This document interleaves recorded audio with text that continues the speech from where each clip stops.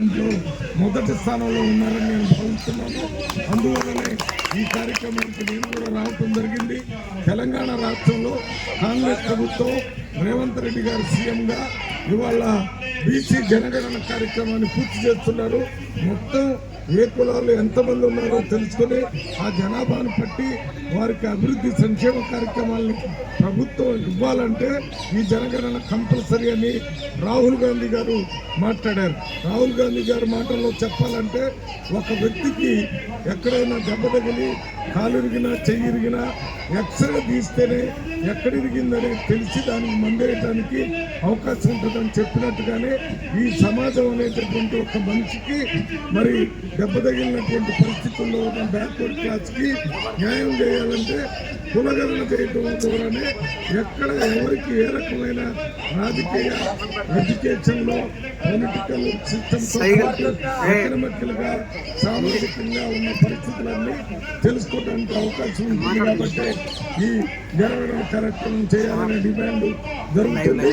అది తెలంగాణలో ఆల్మోస్ట్ అయిపోవటానికి వచ్చింది. జనగణన పూర్తి కావడానికి వచ్చింది. ఆ పూర్తి అయిపోయిన తర్వాత మొత్తం తెలంగాణలో జనగణన పూర్తి కావడం అంటే భారతదేశంలో జనగణన చేయడానికి స్ఫూర్తిగా నిలుస్తుంది. తెలంగాణలో పూర్తి కాగానే ఆ పూర్తయిన వ్యవస్థ స్ఫూర్తిగా భారతదేశంలో ఉన్న ఏ పార్టీలైనా తప్పనిసరి పరిస్థితుల్లో జనగణన చేయాల్సిన అవసరం ఉంది. నేను ఈ మధ్య కాలంలో బీజేపీ సోదరులు కూడా అడిగినప్పుడు వారు ఒకటి చెప్తున్నారు. మరి అప్పుడు ఏదైతే మనకి మండల కమిషన్ వచ్చిందో దాని మీద అమలు చేయలేదన్నారు. మండల కమిషన్ అమలు జరగకపోవడానికి కారణాలు మీరు అందరూ చూశారు. అప్పుడు ఉన్నటువంటి 89లో యూపీ సింగ్ గారు మండల కమిషన్ అమలు చేయాలని చెప్పినప్పుడు భారతదేశం మొత్తం అగ్నిజ్వాలలుగా మార్చే దాంట్లో ఇప్పుడు ఉన్నటువంటి బీజేపీ పార్టీ ముందు స్థానంలో ఉండి అప్పుడు మండల కమిషన్ అమలు చేయకుండా వ్యతిరేకంగా చేశారనే సంగతి తెలుసు. ఇది చెప్పకుండా ఇప్పుడప్పుడు మండల కమిషన్ని మరి కాంగ్రెస్ పార్టీ అమలు చేయలేదనేది మాత్రమే చెప్తున్నారు తప్ప మండల కమిషన్ అమలు చేయడానికి ప్రయత్నం చేసిన ప్రధానమంత్రిని గద్దెదించిందే బీజేపీ వాళ్ళు. మండల కమిషన్ రిపోర్టు పెట్టినందుకే ఆయన ప్రైమ్ మినిస్టర్ గా దించేశారు. ప్రతి కాలేజీలో ప్రతి స్కూల్లో ప్రతి చోట కూడా బీజేపీ వ్యతిరేకం చేసింది. విద్యార్థుల్లో అంతర్గత యుద్ధం జరిగే విధంగా చేసింది. ఆ రకంగా జరగకుండా దాని తర్వాత మండల కమిషన్ని పివి నరసింహారావు గారు ప్రధానమంత్రిగా వచ్చి మండల కమిషన్ ని అమలు చేసినటువంటి వ్యక్తి పివి నరసింహారావు కాంగ్రెస్ పార్టీ. అప్పుడు అమలు జరిగింది.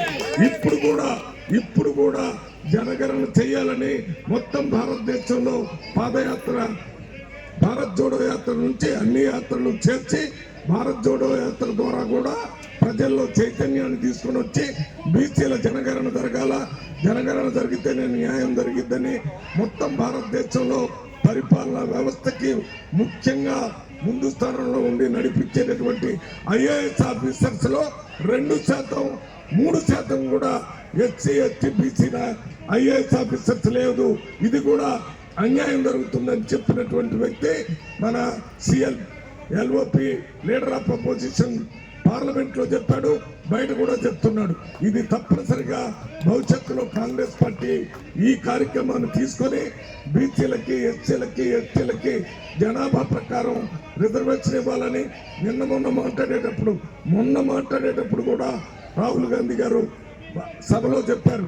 ఈ 50% అనేటువంటి ఈ లిమిట్ క్యాప్ దీన్ని తీసేసి ప్రజలకి జనాభాను బట్టి రిజర్వేషన్ ఇస్తామని పార్లమెంట్ లోపల మొన్న రాజ్యాంగం మీద మాట్లాడేటప్పుడు రాహుల్ గాంధీ గారు చెప్పడం జరిగింది.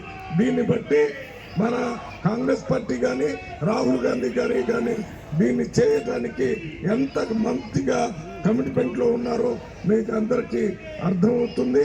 దీన్ని మేము కాంగ్రెస్ పార్టీ తరఫున ముందుకు తీసుకొని పోతాం. దాంట్లో భాగంగానే తెలంగాణలో ఈ జనగణన కార్యక్రమం జరుగుతుంది. కాబట్టి మీ అందరికీ ఎవరైతే ఈ బీసీ జనగణన జరగాలని చైతన్యం చేయటం కోసం జంతర్ మంతర్ దాకా వచ్చి అనుమతి తీసుకొని ఈ చలిలో మీరు ఎంత కార్యక్రమాన్ని తీసుకున్నందుకు శ్రీనివాస్ కి వారి సహచరులకి దీంట్లో పాల్గొన్న